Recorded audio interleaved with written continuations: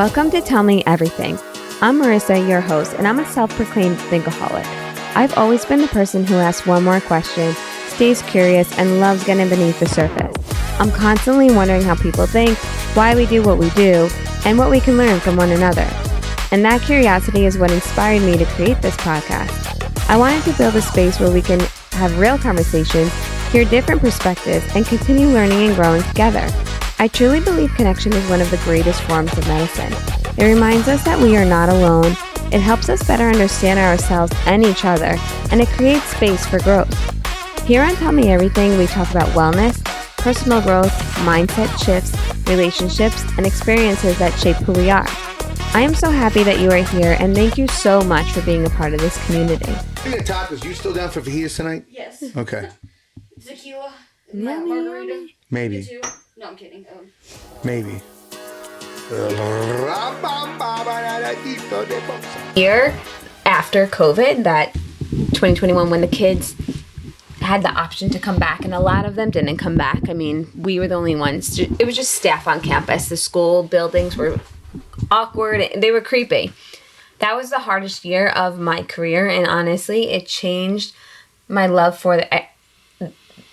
I haven't been the same worker since, because I was taught that you can change, like the kids having the option to go online. Yes, it didn't work for some, but it worked for many, and the evidence showed it. And then once I saw the kids just not return, and we were still, testing was waived. So there was a lot of things that were different then, but the kids were still passing, and we tailored curriculum to them to get it. Like, we were resourceful. We did it, and we did it for them. And they were still learning their 4 core subjects, and they were still taking their electives. So I was like, why the hell am I doing a commute and going to this school building every freaking day? I just kind of lost that flow. And since then, I don't know. I just feel like it's been different for me as an educator, honestly. Well, and I'll tell you the truth. Now that I'm a remote educator, it's very creepy. Yeah. Because I'm talking to like 60 to 80 kids at once. Yeah. And I'm at a desk that's basically, 2 by 3. Yeah. That can sometimes be a little off-putting. Before my son came home to join me, and he ended up enrolling at my school, it was just me. And the dog didn't really come to bother me that much, and the cat didn't come to bother me that much. So I was by myself in a room. Yeah. And Lauren knows what I watch every single day in the background. Price is Right. Old episodes of The Price is Right. Not because I necessarily like The Price is Right that much, but the sound of the clapping, the bells, Bob Barker's voice, and just reruns over and over again. It sounds like me growing up as a kid on a sick day during my Gen Z years. And so, it reminds me of being home. Yeah. Because when I had nothing on, I was weirded out. Yeah. And then I tried to put the news on for a while, but the news became so incredibly infuriating no matter what channel I put on. I couldn't do it anymore. So I said, what's nice, good old, clean American fun? And I found that they had a channel that's just The Price is Right. The Barker years. I think not even Drew Carey. My neen would love that. She's my great awesome, aunt. It's awesome. All right, so what I was going to ask you was, and I'm happy I mentioned The Price is Right because it kind of brings in money a little bit one way or another. The reason that people get into charter education, the reason companies buy into it is because they think that the price is right. There's very little buy-in and there's a chance for pretty high success. Because you're not putting your own money into the school, you're putting the money from the district into the school. Doesn't mean you don't have some kind of an overhead, but it's not as much as starting a regular old business, you know what I mean? As someone who comes from that public vantage point and not having experienced this directly, would you have concern about seeing a child's education heavily influenced, because it is, by profit? It's like a sore subject for me, because I really don't think that schools should benefit from test scores and gaining profits off of test scores and diagnostics. All right, so let me follow that up. Let's say test scores didn't matter. Okay. And let's say all that mattered was the ratings the school had. And you know that choice is open enrollment and public school is who you're zoned for. Again, though, the charter environment will make money as as their enrollment grows, Right. that's what builds the amount of money they get. So the bigger they get, the more money they're getting. Okay. So again, knowing that there's a profit, forget the testing. This just matters just simple school ratings. Okay.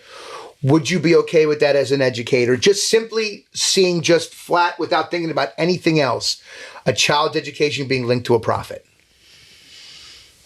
I mean, isn't that how private schools are ran? But they're not collecting money from the government. They're collecting money from the people that are paying them to send their children there. Oh, yeah. I truly don't know how to answer this question because Because your tax dollars goes to charter and goes to public. that's kind of crazy. Your And then so tax somebody dollars else can technically make go to money off that? That's what I'm saying. If you have charter schools in your school district, that money goes to every single school. So in other words, where she teaches, there is a public elementary school and a public high school and a public middle school all within 2 to 3 miles from where she's at. That's kind of nuts. And so when they all pay their property taxes, their school gets a portion of that property tax. And then what's never not spent on those kids goes as profit to the company that runs the charter school. That's why I'm asking, because this is we're going to get in a second about talking about social media, but this is the transition. This is where you mentioned, and you said exactly what I say all the time. We have to be open to change. Okay. We have to be open to changing not only the way that we teach, but the way that we expect to know if our kids learned what we taught them and how we delivered that message and what was delivered. So in the sense that social construct means so much to so many people. How you fit in to where you are and how your society looks at you. Mm-hmm. A reason that teachers complain a lot is because they think they're not valued. Mm-hmm. Because they're not paid. Mm-hmm. Not every single job in society can be valued on a financial basis. Some jobs in society are valued strictly on I don't want to say romantic, but an emotional connection. You know what I mean? For instance, a priest and the people in their church. Okay. That's a connection that you have, a spiritual connection, emotional connection. You're not giving money back and forth.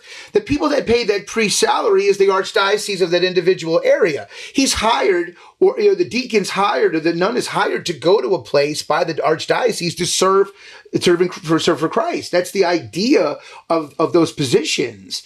But that is not a purely monetary kind of thing. Well, a lot of people value teaching as though they are a priest or as they are a clergy. That same kind of love. Mm-hmm. But that doesn't necessarily mean that money's going to come from it. So my point is that when I hear a lot of times we talk about, how teachers are undervalued, that's why I get a little annoyed at that comment, because now we start seeing more education coming into social media. Okay. Over the last 5 or 6 years since COVID. Because we've started to change the way that we look at including social media in our classrooms. A lot of educators feature on social media. Good, bad, indifferent, funny, indoctrination, whatever section of that whole group that they are. Mm-hmm. Well, listen, yeah. I see both sides because I feel like, hang on, I just want to check our sound. Is your sound sounding normal? Am I sounding normal to you? Okay. It just might be me. Sorry. Okay, sorry. I feel like all right. I'm on both sides. I don't know how I felt when it came to teachers not getting a raise, because I get what you're saying once you lay out all the cards, but now I'm hearing charter schools and the businessmen at the tippy top that had the money to invest are the ones yet again making the money, and then the people in the trenches working and being creative and relaying that information, trying to reach these kids for growth potential. You're making less than me. Mm-hmm. I struggle with the concept of what you were saying with, do it for the passion, because I think the passion-driven people have to keep up with the daily economics, and then they're going to be like, I can't actually afford to be in this career anymore. So what I will say is, number one, I love that answer. Okay, thank you. Because there should be confliction. Uh-huh. Because if you look at any general opinion polls, the general public is conflicted. Yeah. There's very few people that are on either side, and I am conflicted. Mm-hmm. I individually am conflicted because Lauren and I joke. We have a colleague that's one of our colleagues that teaches PE. Me and her joke all the time that I'm probably the only teachers that hates teachers. Okay? And I don't hate teachers. There's plenty of people that I look up to. But I will say, if you want to get scrutinized real bad, and you think you're a good presenter, go ahead and present in front of a room full of teachers. Yeah. They're going to rip you. I don't care if you are the best TED talker of the universe. They're going to rip you to shreds. You've been in my professional development sessions. I do pretty good, I think. I do pretty good. Doesn't matter. They are tough. I don't care what school you go to. because they're entitled. Because here's the thing. You have three groups of teachers, and we're going to get into social media because I want to talk about that in education because that, to me, is something that a lot of adults that are in charge, early Gen Xers, late boomers, are not quite understanding how to include.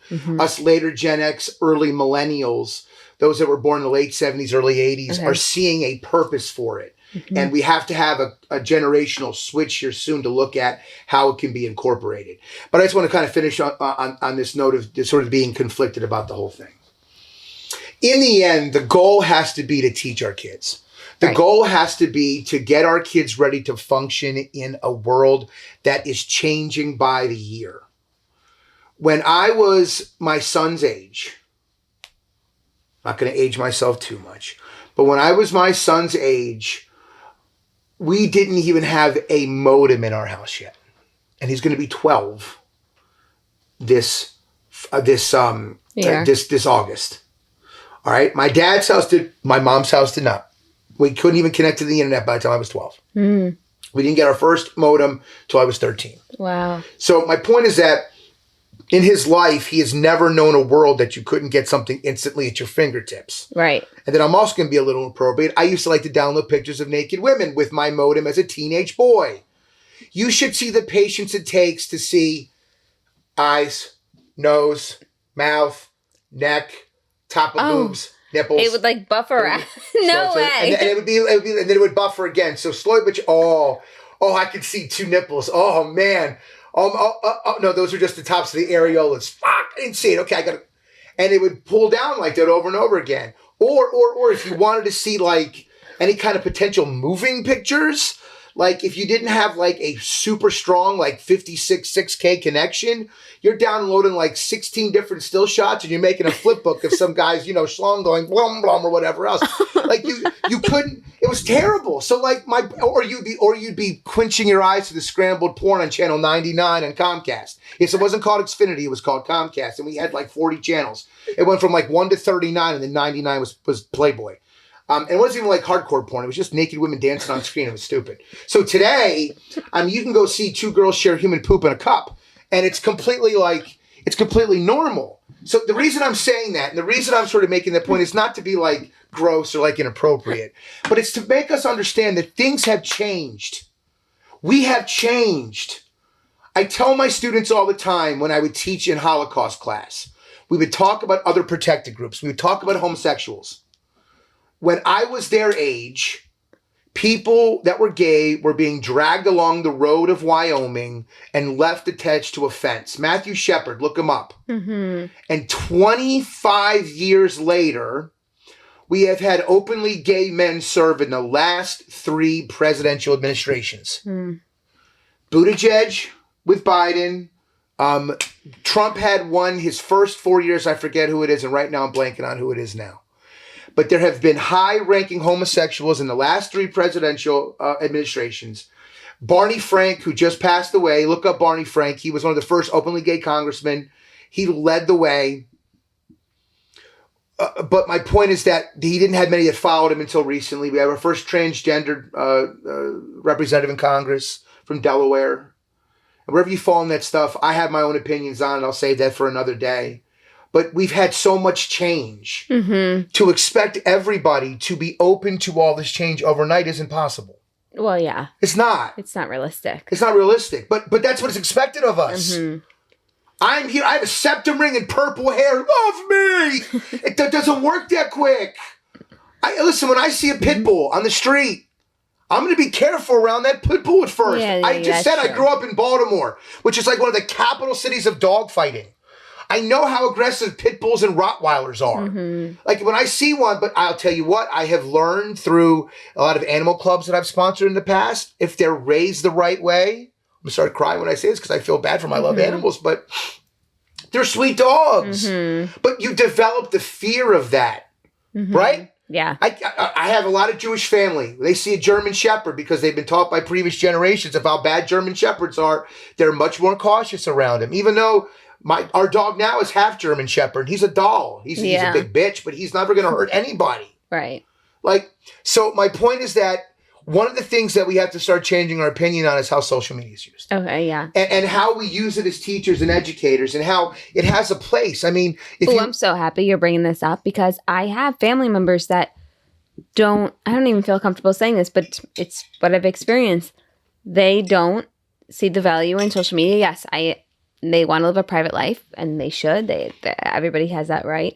But there's advantages to having social media, and it's a tool and it's a resource now. It's not so much like when I was going to college where it was just something to show everybody your party pictures and what you did on Friday and Saturday nights. Like we've moved away from that now. And like one of the arguments that I had with somebody was, well, I have a prestigious job and a corporate job and I can't be on social media. I can't look like I was at a party or a gathering or a wedding. And I just don't even think that. I think that's a self-conflicting image that they have over social media. Like it's a personal image that they have on social media because now social media, even the biggest corporations, they want you marketing. That's how you get that's how you reach markets. So if you're not using it and you're scared of it, I'm sorry, you're never going to grow. You're not going to grow as an individual. You're not going to grow business without it. You have to learn it. No, not at all. It's funny. When Barack Obama was elected president, this was when I just finished college.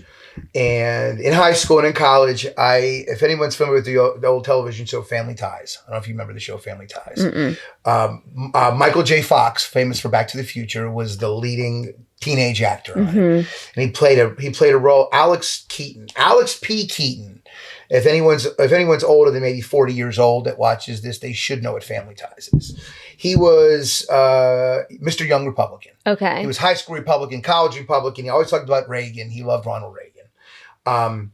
I was basically Alex P. Keaton in high school and college. Loved Rush Limbaugh, loved Sean Hannity. I loved everybody on the right.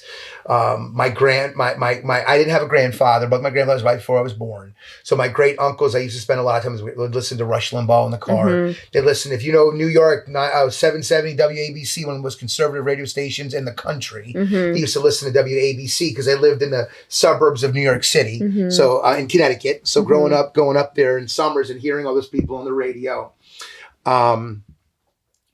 And developing a very conservative mentality as a teenager. And usually don't get a lot of conservative teenagers. Usually most teenagers, if they have a political opinion, they're usually much more progressive in mindset.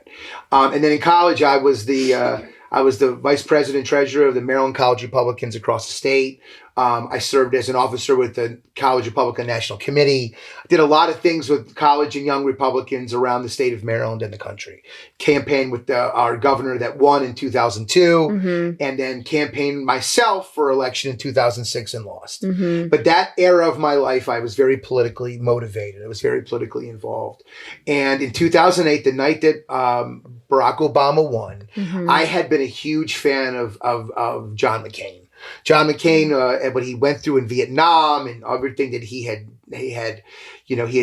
represented as an American hero. Okay. I would have loved at least just 4 years with him as president. He's what I think Biden could have been if Biden was younger. Older gentleman who had lived the incredible life and could lead with a very gentle hand.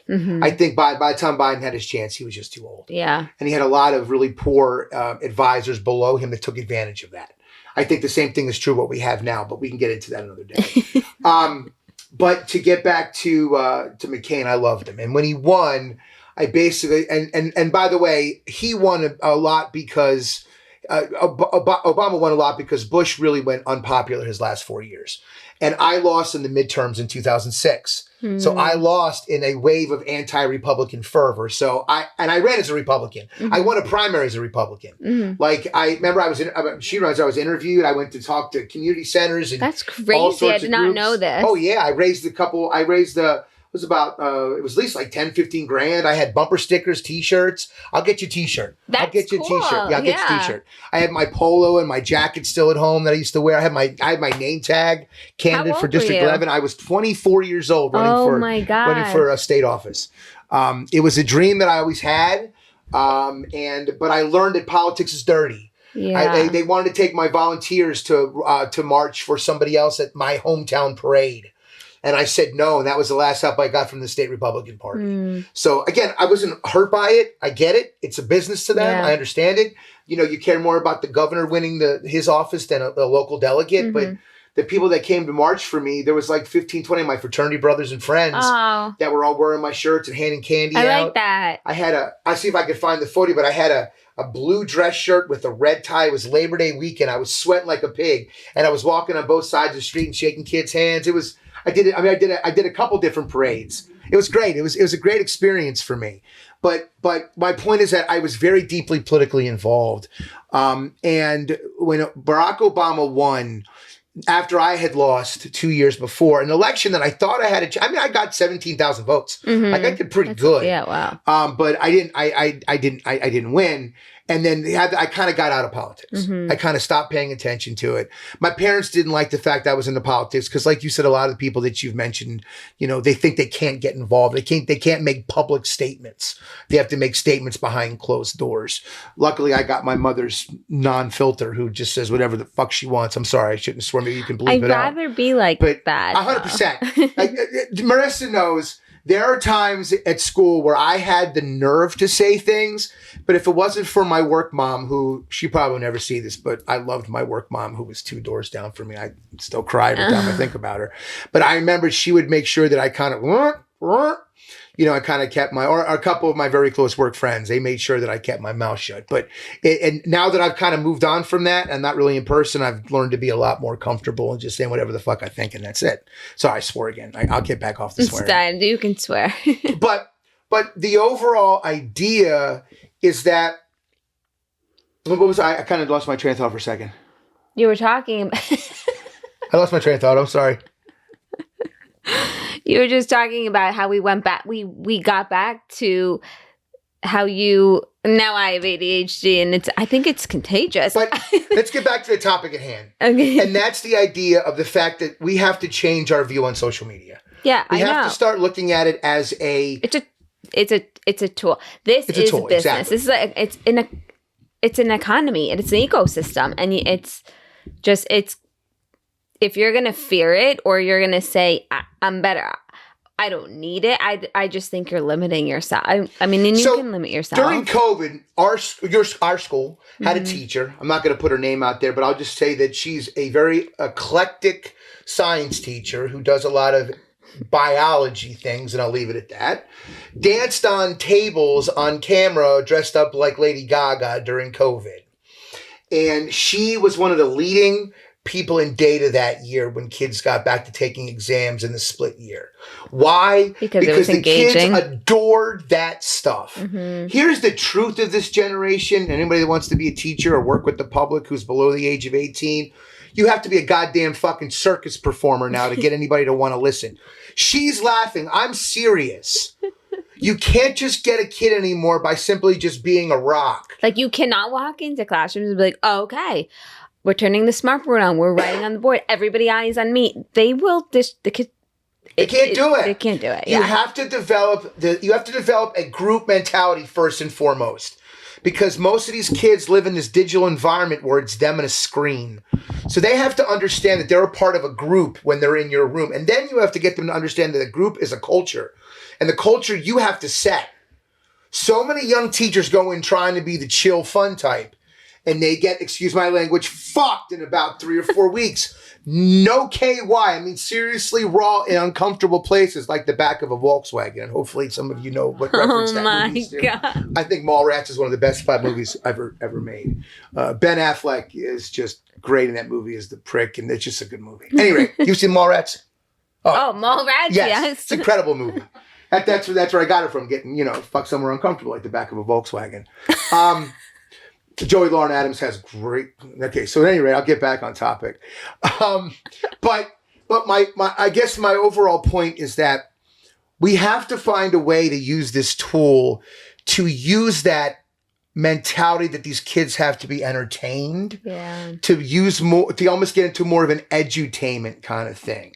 Edutainment. Did you make up that word? No, that's a very popular word. Oh, no. it is? Yeah. That's an industry standard for Hollywood that functions in things like Sesame Street, Mr. Rogers. Oh, so it's always existed. Yeah. Oh, I never heard of It's it before. basically the foundation of public television, edutainment. Oh, I like it. You know what? I should have said that I did make it up.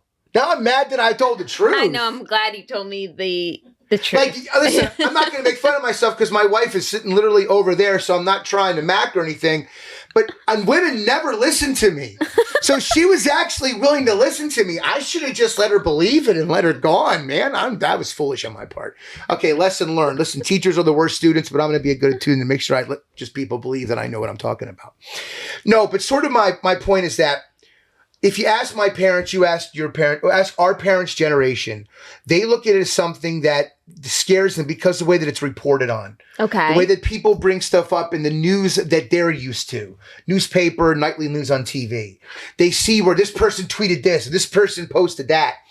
And then they start to see the negatives of it with the way people react to postings. Well, I was saying it to my friend today about everybody attacking Cooper in this right now. Right now, she's like in the highlight. And there's a digital it's like a digital online paparazzi now. Like the paparazzi attacked JFK Jr.'s wife and Princess Diana, and now that happens, but it's digital. They're probably not going to sleep outside your house anymore. I don't think that exists anymore. Maybe it is. I don't know. But I think because everyone has a cell phone and access, it's more like your comments and they're going to make everything's going to blow up about you. By the way, side note, because I do want to get back to this. The casting on that show for JFK Jr. and Carolyn Bessette. You liked it, right? The way that they looked. Forget anything else. But their pure looks. That was one of the best casting jobs I have ever seen on TV ever. And you remember him, right? Of course I remember him. I don't. Like, I think I was too young for him, but he was I was born in 82. He was hot. So I'm in my mid-40s now. Yeah. I remember him. I remember the breaking news coming on television. You were a kid, though. Yeah, but I still remember it. Yeah. I don't remember it. They thought he had landed first. Oh, they did? That was the first thought, that he had landed and he'd lost radio communication.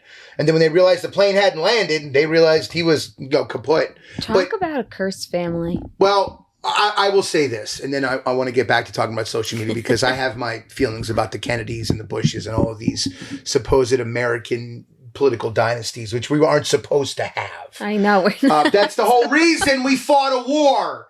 We didn't want the same family in charge.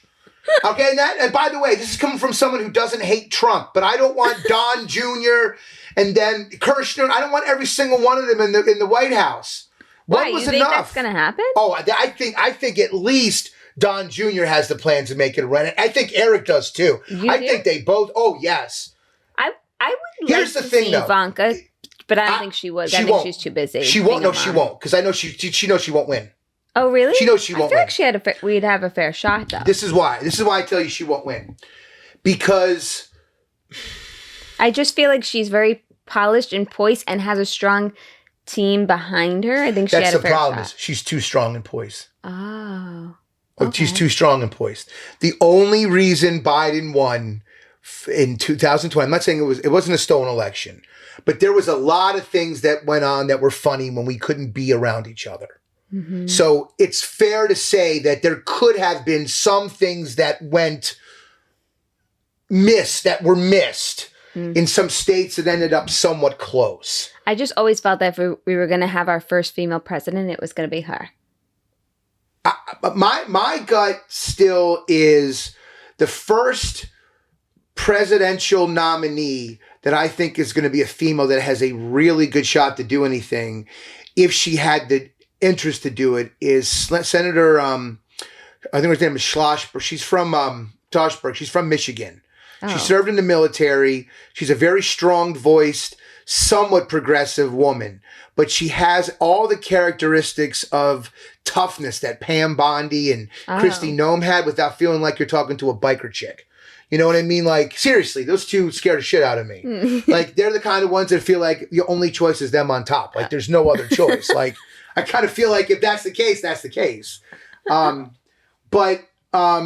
You know, or the other one. Who was the other one that got, or Nikki Haley? That was the one who I thought had the best chance to be the first female president, was Nikki Haley. Because Nikki Haley, you want to talk about someone as poised, but she's also not heavily progressive or conservative. Yeah. She sits, Tulsi Gabbard, but then I feel like people won't vote for that because it doesn't lean too strongly on either Well, that's why side. I made the point about Ivanka Trump. She would have a hard time winning the primary. That's what I mean by winning. To win a primary, you have to swing hard to your side. Because you have to get the most dedicated people to their causes. You don't think she swings hard on the right side? You think she's I don't more think independent? she speaks enough hard on the right side to be able to convey that. She hasn't yet. She's not boisterous like her brothers are. Yeah. She's a loud ass like her brothers are. I think but that's why I like her, because she's not so loud and bullish. Like I'll tell you this. She talks with points and validness. If they can teach her over the next 2 years, or the next 6 years, because I think that's the window for her. I think the next 2 to 6 years. I think if they can get her to be more of a Rubio or a Hegseth in how she addresses the media, more like Levin, who I adore, the press secretary, she's amazing. I have never seen a woman who I have more respect for than the way that she handles the people that agree with her and that don't agree with her, and the people that are there in between. She's the most even-handed person. She snaps at everybody. And the fact she's only 34 is incredible. She's 10 years younger than me. Blows my mind. When I was 34, all right, I was about 375, 400 pounds. About 2 years later, I was going to end up about 425. You remember, I was heavy. I literally would look down, could not see myself when I was going to the bathroom, and you can figure out what I mean by that. Like, I couldn't walk up a set of stairs. I had trouble getting through a half day of walking through Disney. Wow. So that shows you like how much things can change in 10 years. So maybe if I had this mentality, then maybe I could have. Yeah. But I was nowhere near the ability to handle what she does. Right. And that's not an easy job. You saw what Pierre had to deal with Biden, the young black woman. I felt terrible for her too. It's and she handled it really well too. She did. You know, other presidents have had 3, 4, 5 different press secretaries that spin through. She stuck by all 4 years. Actually, I take that back. Jen Psaki was there for 2 years, and then she went on television. But the other one filled in the last years, and then Levine, she's been doing it since. Like, when you get that job, that's really hard because the president doesn't always talk. You do. Yeah. So, that's a difficult job. But, kind of getting back to what we were talking about with using social media, you can see the effect that it can have on populations as a whole. It basically decided the 24 election. I mean, as much as people want to pretend that Kamala Harris kind of stabbed herself in the foot at the end there, it was really the social media on the right. Reach. Well, it's the reach. Yeah. That was able to take that and use it so much at their advantage to pelt Gen Z men, millennial women, and Hispanics. And Jews. I mean, listen, don't think for 1 second that all of the progressives that were pro-Palestine did not help Republicans gain votes in certain places. You remember that. People that were mostly to the left were the ones that were very anti-Israel. Yeah. And that was during the bulk of the election season. Yeah. And the people that ran to that side are going to push those that are more moderate Jews towards a side who are pro-Israel. And those happen to be candidates like Trump. So they're going to... People don't realize there's certain voting blocks that you can get to come out in huge amounts if you speak the right words. Yeah. Jewish Americans is a big group of them. When they feel as though there is an issue that is important to them, they go and vote for it because they're educated. That culture takes education seriously. And they vote for them in large numbers. Yeah. The same thing I'll say about Hispanic families. Rubio is a great example of that. Rubio is a senator from the state because the Cuban communities came out in Miami by the boatloads to vote for him. And not for bad. I love Marco. Sometimes I think he gets a little annoyed when he doesn't need to be. Sometimes I think he's a little too snarky. People say he's the funniest guy in the administration. I could see that because he does seem like he has a good sense of humor, but he does seem like he can also be sort of that frat boy dick at a party that, tells you that there's too many guys and you can't come in, Yeah. We never had that problem in our fraternity parties because we didn't really have that many parties. We were kind of the nerd fraternity. No, I'm kidding. We had plenty of parties. Once drank purple stuff off Illusion, got my tongue stuck. Oh my gosh. I couldn't get it off. But you could see how it can sway populations like that, right? Well, it can do the same thing to teach our kids. It taught our kids so much during the pandemic. Yeah. And it gave kids a chance to express themselves in a very tough environment to be able to do so. Yeah. But I don't know how old most of the people or viewers that see this. Obviously, most of the people that follow me are students that I had. So they're in their early 20s at the oldest. Because I've been teaching since 2016. Those kids were 16, so now they're... Wait, I do have a question for you. Since you've been more public about your points of view online, have your kids taken that by surprise, giving you feedback on it, or just kind of... Well, I will tell you, I've always been somebody who shares my same thoughts in a classroom, a camera, or online. It's never really changed. I think that's one of the reasons why sometimes administrators, especially in more difficult situations, may not be a big fan of me because, I do. Lauren, if I could see my hat, I wore this other hat today, but I wanted to make sure that I wore this one for Marissa because I love and respect what she does so much. I can't reach it because I'm dangerous. So you can't see what it says, but it says, I'm not for everyone. And I believe in that. We're going to talk about self-care, another one of these coming up in maybe the next few weeks. I can't tell you how much understanding that is important to life, that you have to know you're not for everyone. But sort of getting back to what I was saying, my group that watches is younger. Social media is only about 20 years old. It's new. It's brand new. There's no FCC controls over it. There's no real litigation that's come out yet to really guide anybody to where it's gone to the Supreme Court and got any specific guidance from anybody about how to handle it. But it's so cool. I mean, I get it's extreme because I think it also is a cause of why so many kids are struggling with anxiety and depression. There's a lot out there for them to digest and take in, and not everything is truthful and organic. And I get that, but there is a lot of creation, and a lot of kids are able to create jobs and opportunities to earn money because of it. It's just so... I was listening to a podcast, one of my favorite podcasts that I just listened to, and they were like, what I did, started a podcast of myself. Now you just need to get a microphone and you could just do it, and you can make a TV show if you really wanted to. You can make your own reality TV show now. There's nobody's regulating this, and you can just put it out there, and if it gets seen and if it tracks, and you are the boss of that. Like, you're the creator of that. And people don't need agents or to cast for something anymore. Like, that's kind of gone away. These influencers or these comedians that now start up use their social media as leverage to get a following.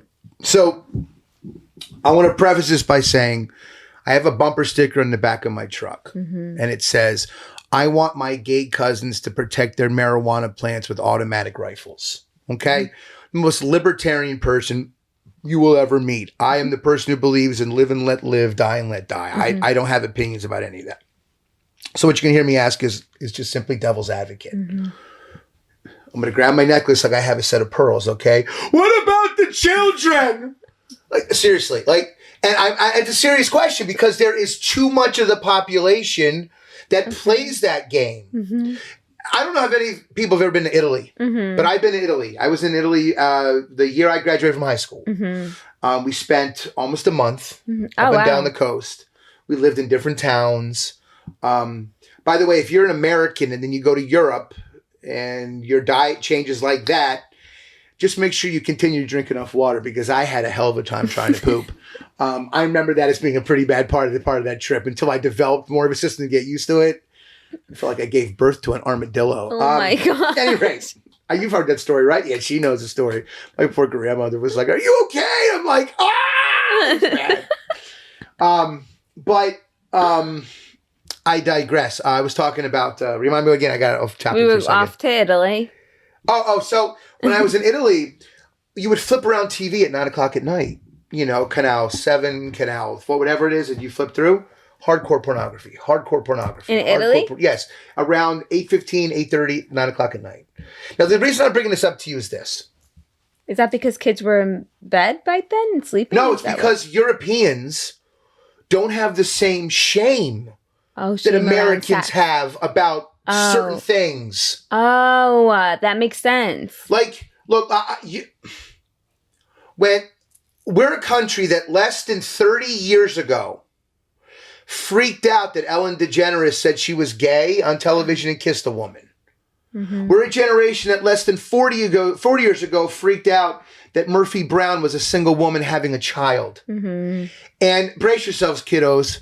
We're only about 70 years ago from a country where people lost their mind that Mary Tyler Moore dared to wear pants on the Dick Van Dyke Show. Mm-hmm. Okay? We are a bunch of uptight motherfuckers in this country.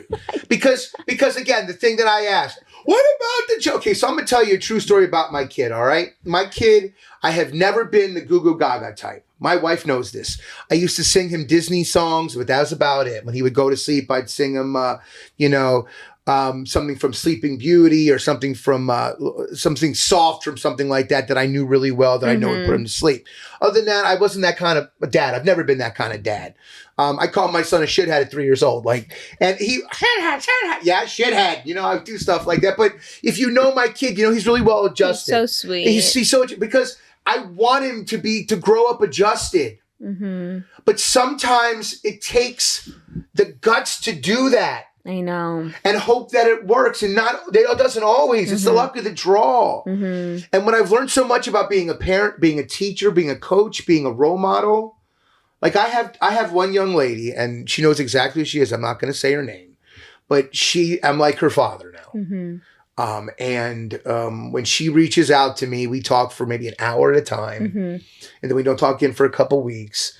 And sometimes she just wanted to be told that she's beautiful. And that kind of relationship. I don't have a girl. Mm-hmm. I have a boy. Mm-hmm. My sister and I were very close in age. Mm-hmm. And we grew up in one of our two houses was very abusive. And the two of us have a sort of a unique relationship now as adults. And my brothers are 12 and 20 years younger than me. So I'm a different generation than them. So I don't know them as well.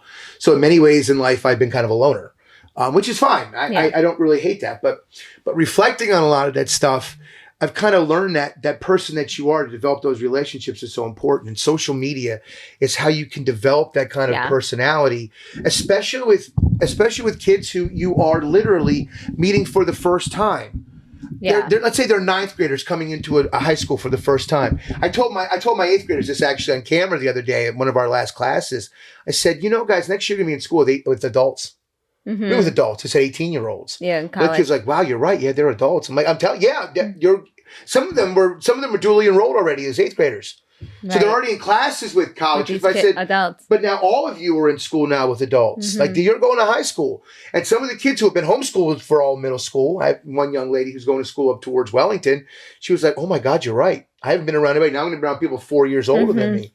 I said, you have to remember that you got to be comfortable with where you are. Yeah. Well, if you have a faculty that has 3 or 4 people that have a fun social media presence and a school that's got a fun social media presence, how much easier does that make that transition for that 8th grader into 9th grade? Because that's the world they know. Mm-hmm. That's where they don't look. I love the idea of having a pep rally. I love the idea of having a band, and also it's fun. Mm-hmm. It makes a nice environment. But that's not truly how you get to these kids now. It's in social media. It's things that are embedded into videos. It's a digital connection that no matter how much we may do for our kids or our students, they're never going to have the same level of understanding of what that means. But it's the same for us. Yeah. You're a little bit younger than me and my wife. Me and my wife both we're both born in 82. Right. But our closest family were all. So what I was saying was they were all born in the 70s. And they were your true Gen Xers. And because we were the firstborn children of our families, the kids we spent the most time around as young kids were Gen Xers. And so even though we technically fall in that millennium piece, the two of us were born so early in the 80s. We remember the 80s. We remember the same things Gen Xers do as being our reality. And in the early 90s, with the advent of cable, most of what we saw in reruns on cable were 1980s programming. Yeah. And so we were so embedded in the 1980s. We have that mentality. Like people that love Stranger Things, if you watch that show, not so much for the hard part, but the retro piece of the 80s, it was really deep into it. So anyway, just to sort of finish my point, those kinds of values, I think in many ways, transfer really well to this platform. And I think they transfer really well to our Gen Alpha. Yeah, that's true. I think millenniums, for some ways, really managed to fuck it up for the Gen Z. I think the Gen Z are starting to sort of realize, especially how bad COVID was. I think that's going to prove to be a great reset. Yeah. I think the attention put to AI after that and to technology Well, has that's another thing boomed. we didn't even cover too. And I know we've been talking forever and ever, but like AI is going to be integrated in all of these kids' learning. So that's what I feel like. Yeah, I would put my kid in a smaller school. I mean, AI is a part of their learning experience now. So no, I don't think they're going to need to go to that local public school that's has a large student body that has all of these demands on it and these standards that is not molded for every single kid. So I do think we're going to see a very different education model in the future. So again, I'm going to go back to my original question. Because at first you weren't ready to say that it was okay, but I want to ask you again. How do you feel knowing that that process in some of the variations can result in someone's stakeholders' profit? Okay. I guess I'm not like disgusted. I'm not distasted by it. If you want to profit at the top, that's fine. But I do fear that if we keep doing it that way and not paying teachers a healthy living salary, you're never gonna have quality teachers, and that's a concern of mine. Unless you want robots teaching your kids, and then you profit at the top, and you're just a business, and you're just an investor in an online program, and robots run it. Then whatever, then you're signing up for that. Then that's something tailored to that. You know what I mean? But I do think teachers, a part of the value of teachers, and I do get your point of view too. Like I know I signed up for this knowing that I wasn't going to be working on Wall Street making $1 million like my finance friends, but I also have to live too. So it's still a profession. So if you're going to require people to go to school and be educated to do this job, then I think you need to pay them that way. Or just make it a certificate program, and whoever gets hired gets hired. Okay, and then what happens if use that same whole thing you just mentioned? Okay. But add to the piece that if the populations that are most helped by the charter system Okay. are targeted groups like African Americans, free and reduced lunch students, Hispanics, groups that typically are missed by the public schools. So in other words, those populations benefit. Right. At the profit of somebody. Is enough social benefit, my point is enough social benefit eventually worth the profit of a company? So in other words, if public schools are struggling, and there's the charter piece that can help pick it up, and the charters show that they have success. My charter is doing very well this year. Her charter school is one of the leaders in the state. So a couple of these do very well.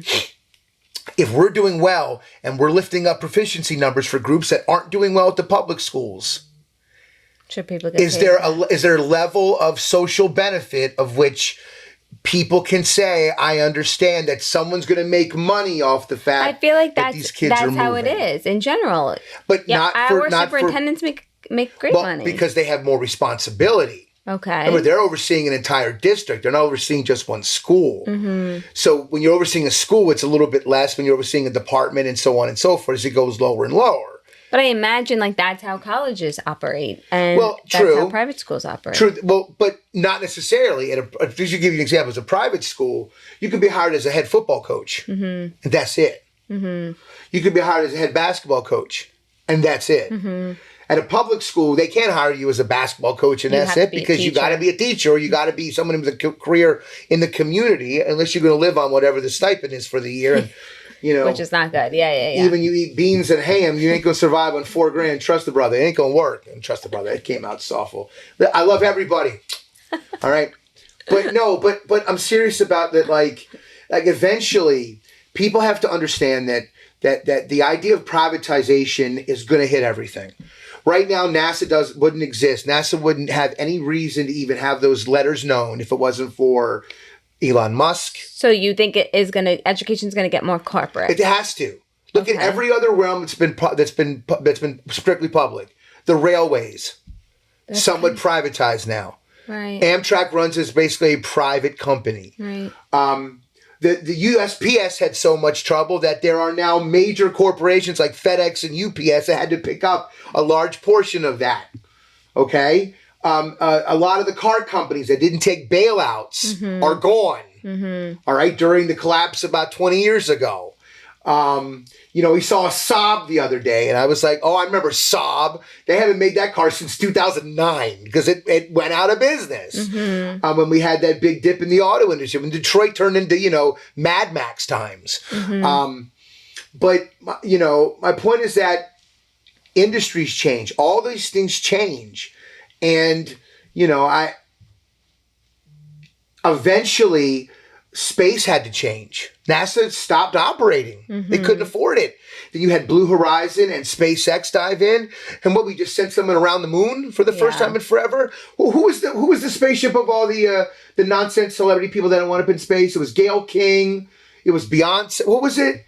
It was, who was it? It was, I think, Strahan. Michael Strahan went up in space.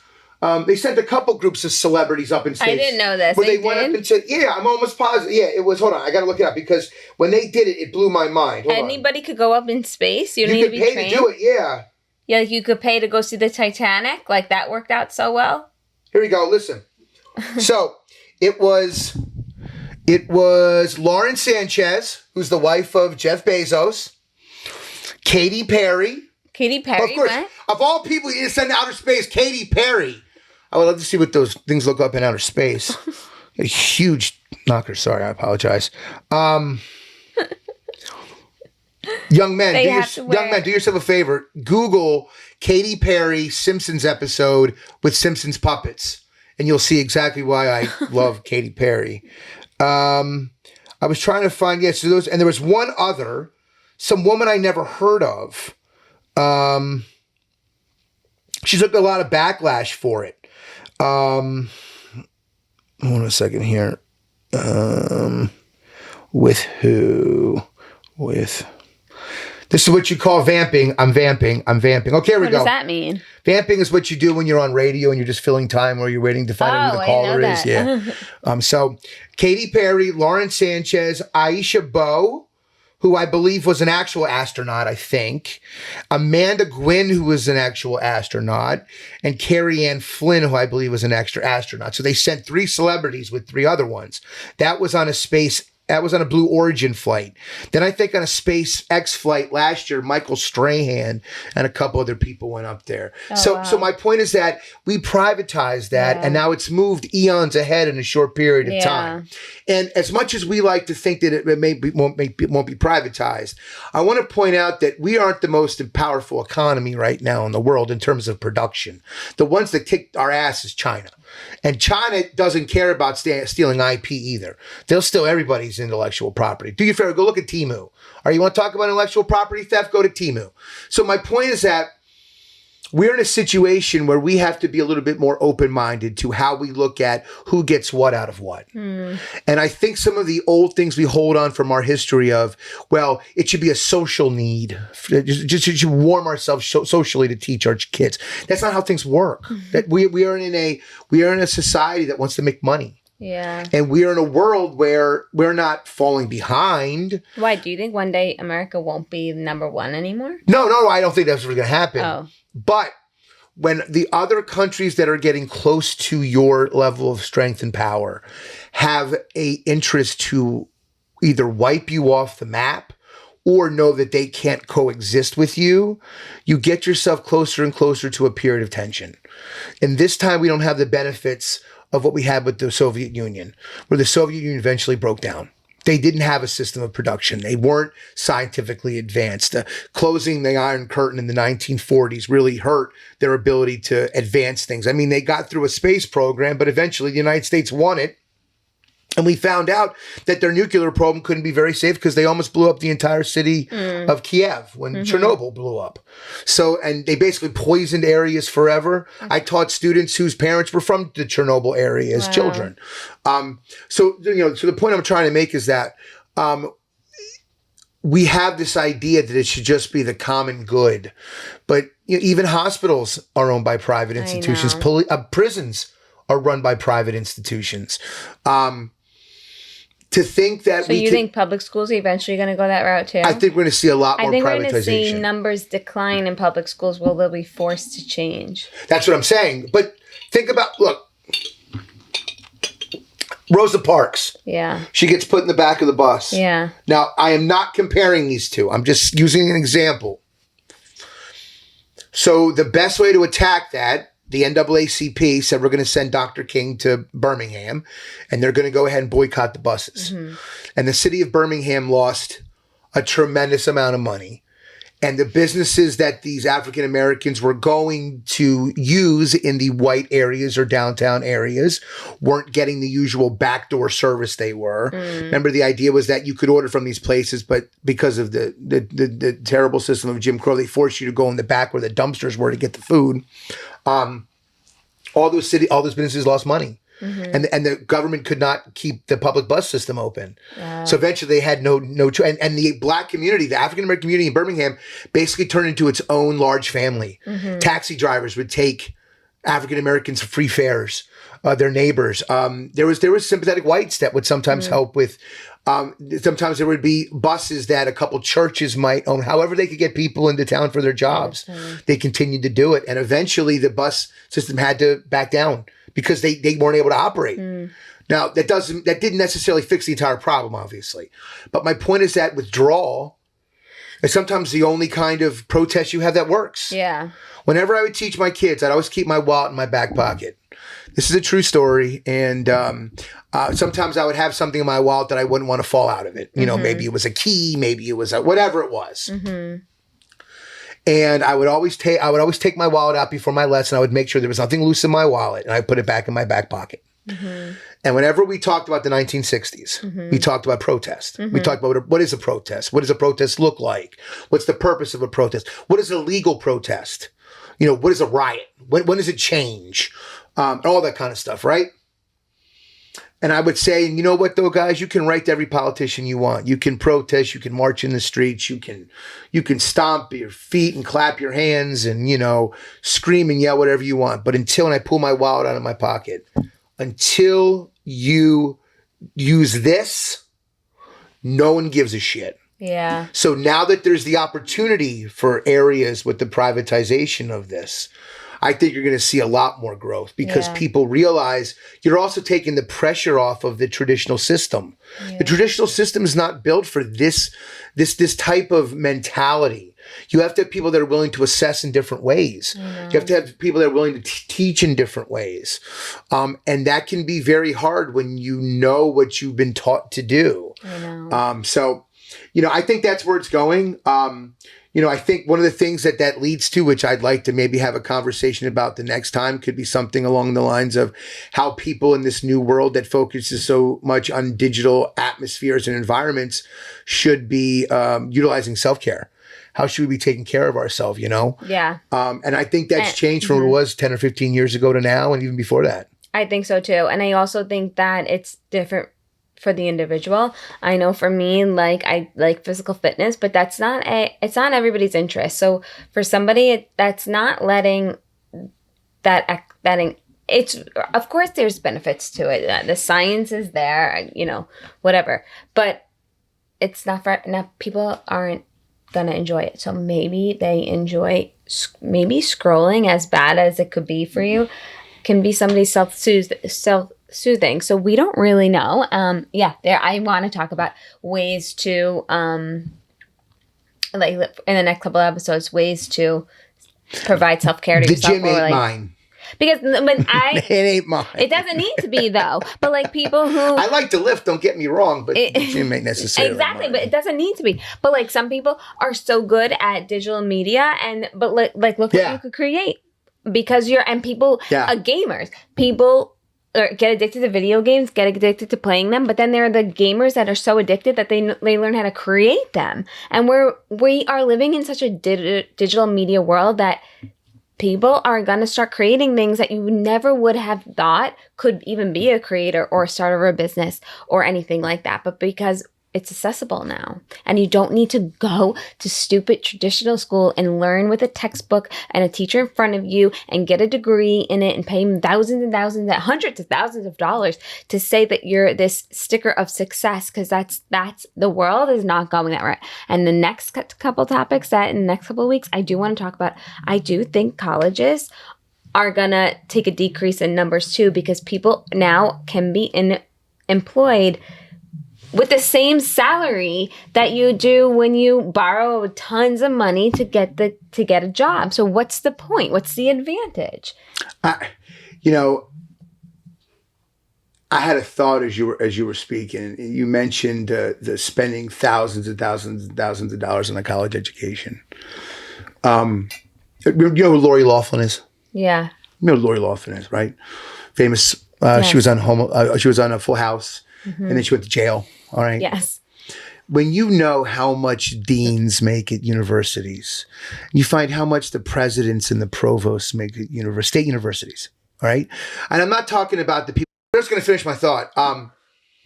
So when you talk about colleges and universities, right? Yeah. The highest paid employee at a college university is typically going to be a coach. Head basketball coach. Or football coach, one of those two, right? Depending on what the school is. School like Kentucky puts more value in basketball, so the men's basketball coach probably make more and then at Duke, you're probably going to get a higher paid basketball coach. So it all depends what your school values.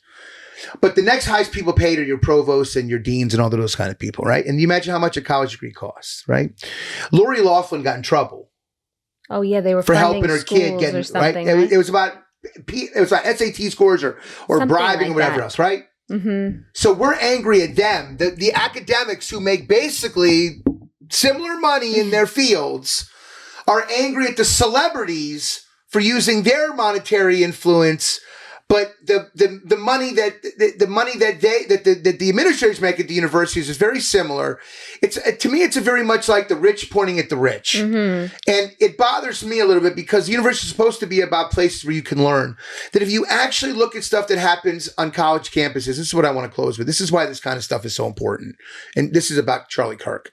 You could say people could complain about what he believed and what he didn't believe and so on and so forth. Me and Marissa talked that day. I cried. Mm-hmm. I cried. Not because I love the man that much, because he did what I think these people need so much, is an open forum to debate and argue. You can dislike what he has to say. There's some things that he said that I didn't like. There's also some things that he said that I think were taken out of context, that out of the context way I didn't like them, but he didn't actually say them that way. What happened to him should have scared us so much to be able to take a step back and go, what are we doing? Yeah. Right? What happens if one of the kids there had been shot instead? Oh my gosh. Or the guy or the one that was shot in Pennsylvania, the Italian firefighter who was struck when they tried to hit Trump. Right? These people die innocently or could have died innocently. So, and not only that, now we're starting to create a sense of fear out of people. And it's... But my fear would be that if, God forbid, somebody else died and the targeted person that he tried to kill Charlie and he was successful. But if he wasn't and killed somebody else, then I think the narrative would change and it would be because Charlie's on that campus, raising all of this attention, hurting kids' feelings, attacking their way they believe, challenging. That's the thing. That's the thing. Instead, we don't like healthy education. We don't like, Well, that's we the don't message like I was points making. of view. We don't like that. We like, you think like me or Yeah. I hate you. That's the message I was making. That the people that make the decisions, the people that are paid the highest, know that it is a pretty easy gig for what they're making money for. They see the people, your investment banker friends, they see how much work corporate America takes, and they know that in their realm, they got it pretty good. And so they don't want to lose that cushy corner office and the furniture and the, you know, and the brandy closet. They don't want to lose all that. So my point is that I think sometimes we give credit to people in academia when they don't necessarily deserve that level of credit and respect simply because they're trained to be academics. Yeah. And that's why I really wanted to focus on really self-care and talking about where, you know, the situation goes for kids at home and for you know, young people at home, because, you know, people that are our age either have kids or have friends that have kids. And so it's just important to understand. And then not only that, but when you see what goes on in the media and you see the kind of stuff that happens in different parts of the country that you're not from, maybe you have a deeper understanding about it. But this was a blast. I had a lot of fun. I think we managed to kill the batteries 5 or 6 times. Yep. That's pretty neat. Do you do a hard close? We're gonna wrap up here. Well, I'll do an outro. Okay. Yeah. But thank you so much. But we're gonna do this more often. Yeah, totally. Yeah. So I'm moving up to the boonies outside of Orlando. Me and my wife found a new neighborhood that we really like. We're buying a house in there. And again, positives of being a remote teacher. I can go wherever I want. I don't lose my job. Cool. But to make a long story short, I started a podcast myself a few months ago. I had to take a break because what we do at our school is we have 2 months of testing where most schools have 2 weeks, 3 weeks. So we are busy at hotels for 2 months. So I have not really been solid more than a day or two really since about the end of March. So having said all that, I took a break from it. But I'm going to get back to it. But we're going to do some split screen stuff. So that should be a lot of fun. Yeah, I think it's going to be fun. That'll be and it'll all be different topics. So I'm excited for that. Well, thank you guys for tuning in, and I'll see you next week. Thanks so much for listening to Tell Me Everything. I hope today's episode gave you a fresh perspective, a little inspiration, or just something that made you pause and think. If you enjoyed it, make sure you are following the show so we can keep the conversation going. And share it with anyone you think might love it too. I'm so glad you spent this time with me today. Until next time.